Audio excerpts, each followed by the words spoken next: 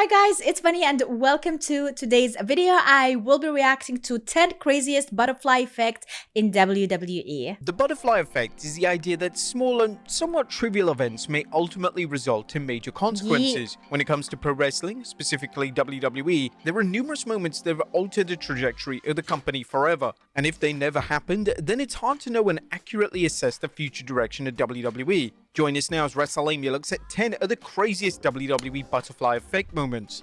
Be sure to subscribe and hit that notification bell for daily wrestling videos and follow us on Facebook for exclusive lists. Number 10, CM Punk doesn't walk out of WWE. In 2014, CM Punk shocked the wrestling world by walking out of WWE. He was frustrated with the system and he needed to escape the WWE bubble as it was doing him no favors whatsoever. Punk's departure sent shockwaves throughout WWE, and before Punk left, he was said to be in one of the top matches at WrestleMania 30 against Triple H. Punk leaving meant that WWE had to drastically move around the card, and Punk leaving ultimately resulted in Daniel Bryan getting his much-deserved moment in the main event. Triple H would now face Bryan, with the winner being added to the Batista vs Randy Orton WWE title main event, and finally Bryan's planned match versus Sheamus would be cancelled completely. If Punk doesn't leave WWE in 2014 and decides to stick it out, does Bryan ever get his moment? Does Punk eventually leave the company even more disgruntled? Does Punk run himself into the ground to such an extent where he causes irreversible damage? It's a crazy alternative timeline. Number 9, the planned finish at WrestleMania 30 goes ahead. The Divas title was defended for the first time at WrestleMania 30 when AJ Lee defended the title in a multi-women match. The original scripted finish was supposed to see AJ make Naomi tap out by cheating. It was reported that AJ would grab Naomi's hand and make Naomi tap out in that manner. This would have then allowed the feud to continue and for WWE to build to a huge AJ versus Naomi pay-per-view match. The issue was that Naomi ended up actually tapping with her free hand, meaning that it looked like a legitimate win. Naomi had no legitimate reason to seek a rematch, and as a result, this would have had a knock-on effect that would alter the women's division forever. Paige would then be called up to the main roster and would be booked to instantly defeat AJ on Raw after WrestleMania. Additionally, now that Paige was on the main roster, a planned Paige vs Charlotte Flair feud in NXT was cancelled, and instead Flair would take on Natalya. This all-time classic NXT match resulted in Flair gaining a mass surge of momentum, and this was a match that propelled her into the contention for being one of the strongest female stars in the company. Therefore, if the botch didn't go down at WrestleMania 30, Paige isn't called up, Flair doesn't receive her breakout moment, and ultimately, this could have hindered the presentation of the women's division for many years to come. Number 8, Mark Henry breaks the streak. There have been countless times over the years where WWE have made plans to end the streak. Even though the legendary streak was eventually conquered by Brock Lesnar in 2014, WWE put the wheels in motion for numerous wrestlers to get a huge boost by defeating The Undertaker, and in 2006, it looked like it was going to be Mark Henry.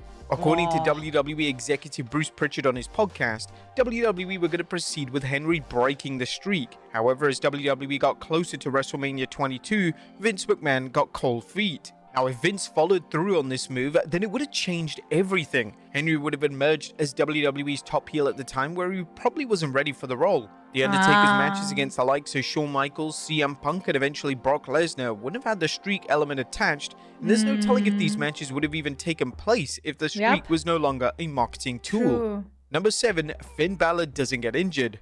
WWE had grand plans for the launch of the Universal title in 2016. It would make Finn Balor the inaugural champion, and the idea was that Balor would be the face of Raw.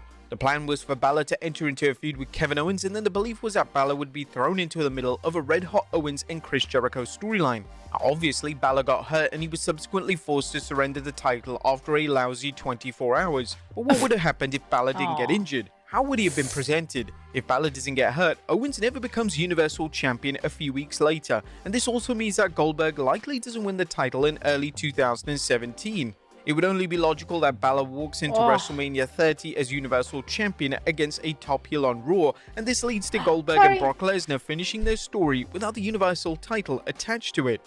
Number 6, Kevin Owens doesn't drop the Universal title. Following Finn Balor's unfortunate injury, the story between Chris Jericho and Kevin Owens dominated Raw. The storyline received critical acclaim as fans loved it and the two had electric chemistry. Ultimately, Okay. the planned payoff to the storyline was Jericho challenging Owens for the Universal title, and this is something fans were actively pushing for. Unfortunately, overnight this changed. The plans went from Jericho versus Owens for the Universal title in the main event of WrestleMania 33 to the two now competing for the US title. Speaking on Busted Open Radio, this is what Jericho had to say regarding My the God, bold booking move from I would like to WWE pause. and why it influenced him to leave the company. Okay. If WWE gave Jericho the match everyone wanted, then there's no doubt about it, Jericho doesn't leave WWE. Additionally, we all know that this booking move influenced Jericho to sign for AEW, and with AEW unable to attract the I multi-time mean, I former feel like WWE this World is actually really good for Jericho that this happened the way it did. I think he's doing great right now. I don't think he is mad Champion, about it. is the startup of AEW such a monumental success? It's a very interesting theory to think about. Number 5, John Cena doesn't rap for Stephanie McMahon. Imagine a world in which If that actually didn't happen, I think John Cena would be gone. Stephanie hearing him rap, she was like, bring that gimmick into the character. And when he did that, he blew up. John Cena is released in 2002. Well, it actually almost happened. After a strong start to his WWE career, Cena was lingering around with nothing to do. Cena was on the chopping block, and according to Cena, it seemed inevitable that he was going to be cut. However, this would all change when Stephanie McMahon overheard Cena freestyling, and when McMahon asked Cena if he would be interested in bringing the character to TV, Man, the he should rest be was so history. grateful to Cena would Stephanie. get so immensely over with the character that just a few days later, they would make the call to make Cena the face of the entire company. What would have happened if McMahon had never heard Cena rap? Well, the release would have gone ahead and WWE would never find their next top guy. Who would have taken on Cena's role as the next face of the company, and who would have carried the WWE throughout the PG era? That one rap was monumental in Cena's entire WWE career. Number 4, Mustafa Ali never gets hurt. An unfortunate injury to Mustafa Ali in 2019 changed the career of Kofi Kingston forever. Kingston would replace Ali in the annual Elimination Chamber match, and Kingston's performance ignited such a positive fan response towards him that WWE had no choice but to deliver a Kingston storyline which would see him challenge for the WWE title at WrestleMania 35. It's believed that the original plans for WrestleMania 35 were Daniel Bryan versus Kevin Owens for the WWE title, and it's never been made clear what exactly WWE had in store when it came to Kingston. If Ali never got hurt, then Kingston is never pushed into the main event scene, and this also means that the infamous Brock Lesnar squash match never goes down. It's truly unbelievable to think how an injury to a wrestler can alter the trajectory of WWE history. Number 3, Scott Hall and Kevin Nash re-sign in 1996. In 1996, two of WWE's top stars, Scott Hall and Kevin Nash, decided to leave the company. The two were happy to stay in WWE, yet WCW were offering a lucrative contract with guaranteed money for less dates, so it was no-brainer as far as they were concerned. This actually The two changed leaving and signing for WCW would lead to the formation of the NWO alongside Hulk Hogan, and this would result in WCW becoming the hottest pro wrestling company in North America. What would have happened if Hall and Nash didn't jump ship? The NWO would have never existed, and WCW would have never had their major boom. Also, if WCW remained in the same established position, then WWE would have been less inclined to introduce an edgier product and usher in the Attitude Era. Additionally, if Hall and Nash re-signed with WWE in 96, then the infamous curtain call never goes down. If the curtain call doesn't happen, Triple H wins the annual King of the Ring, and Stone Cold Steve Austin never delivers the iconic Austin 316 promo. This is an alternative timeline that would have had many twists and turns, and it would ultimately alter the WWE we know today. Number 2, Bret Hart doesn't jump ship to WCW.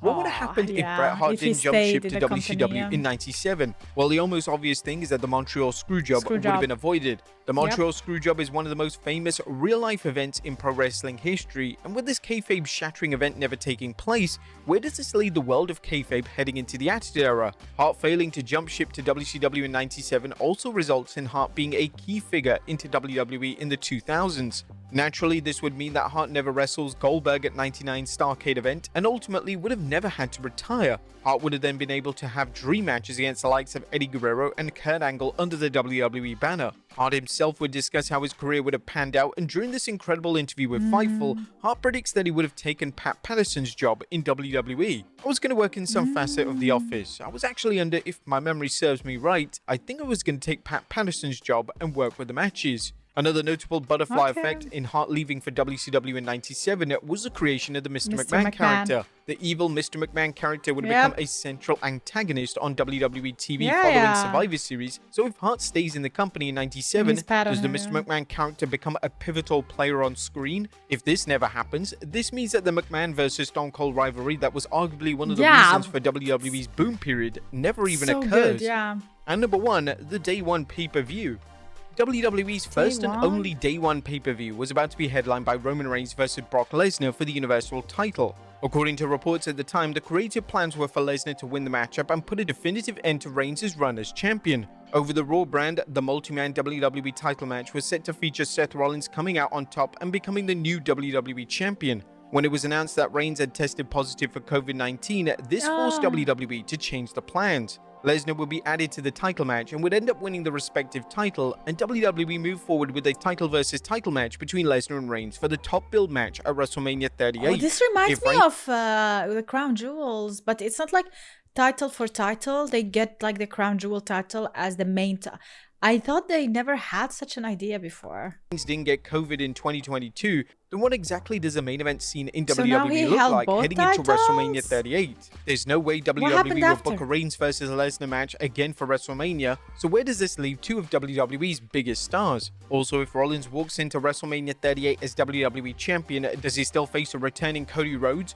or does Rhodes take on a different opponent? Another key butterfly effect moment here is Biggie. Biggie was WWE champion coming into the show, and if Rollins wins the title, did WWE commit to booking a feud between Biggie and Rollins for the title heading into WrestleMania 38? If this is the case, then this means that Biggie doesn't go back to SmackDown and likely wouldn't have found himself in the infamous match which resulted in him breaking his neck. Crazy to think about, right? What do you guys think of these alternative realities? Let us know in the Yeah. comments down below. I'll see you next time with some more The Nash one, wrestling like content. WCW, like the whole thing, and the creation of NWO with them having like these live events and going with WCW going so hard against WWF. Like, I feel like that is in my opinion, one of the craziest butterfly effects, because it didn't just influence one event or one particular wrestler. It like the whole both two companies were influenced by that. So many careers and so many different outcomes came out from there. And even today, we feel that effect. At least that's what I think. If Mr. McMahon didn't retire, Austin Theory would have probably been a third-time world champion by now. You should do a what if WWE events in history. Oh yeah, that's a cool idea. Poor Finn Balor, it's such a shame that he got injured at the worst time possible, considering the fact that his debut on the main roster was remarkable to injury during his match at SummerSlam 2016 to become the inaugural Universal Champion. The fact that it's been 8 pissing years and he still has not received a world run is just absolutely ridiculous. It seems like he most likely never worked another shot because he truly deserved it.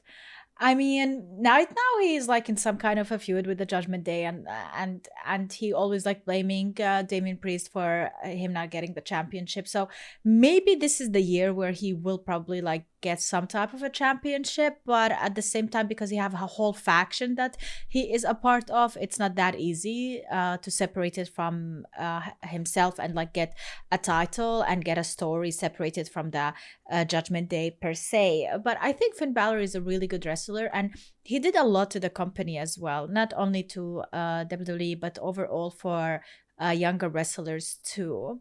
I think he's a really good guy and a good wrestler too. But yeah, that is it for today's video. Let me know in the comments what you think. Which one was your favorite butterfly effect, and what do you think would happen today if these things did not happen the way they did? Let's talk about it more in the comments down below. Thanks so much for watching. Have a wonderful day, and see you tomorrow with a brand new video. Bye.